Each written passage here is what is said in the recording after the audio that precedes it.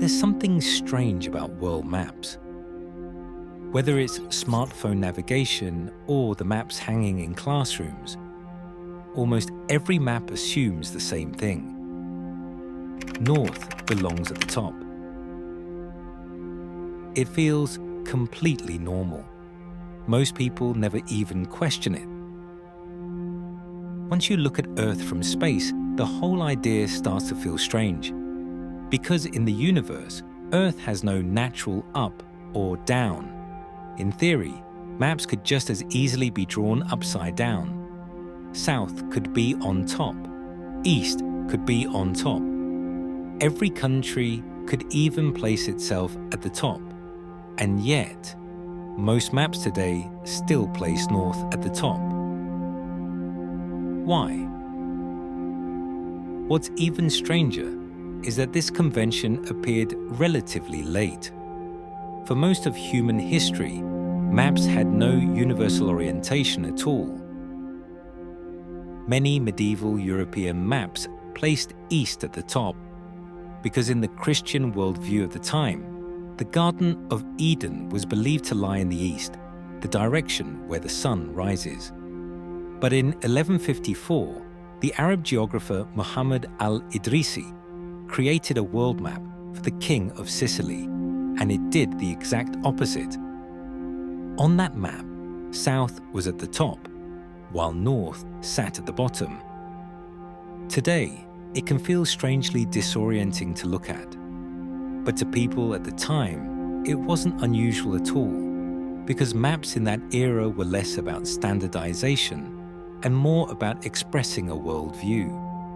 So the real question is, why did the North-up version become the one that standardized the world? The most obvious answer is navigation. And during the age of sail, north really did matter more. At sea, there are no roads and no landmarks. Sometimes sailors could go weeks without seeing land. And once you lose your sense of direction, every direction on the ocean looks the same.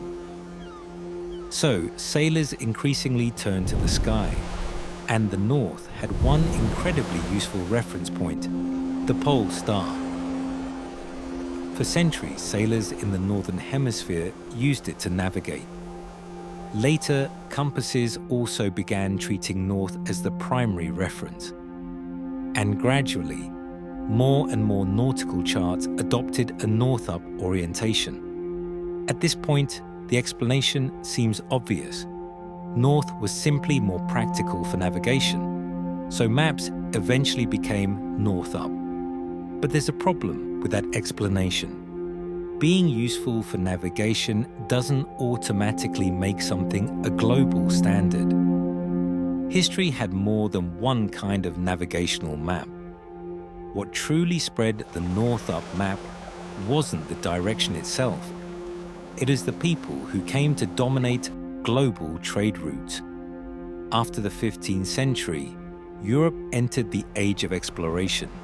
New sea routes, new ports, and new colonies began connecting distant continents, and the maps produced by Europeans spread alongside those trade networks.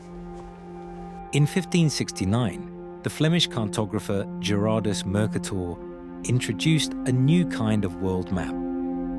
On it, ships could plot courses much more directly. European navies adopted it, merchant ships adopted it, schools began teaching with it too. As European trade and colonial influence expanded, these maps were copied again and again. They entered ports, they entered classrooms, and eventually they spread across the world. Gradually, North on top stopped being just a navigational habit. It became the default way more and more people imagine the world.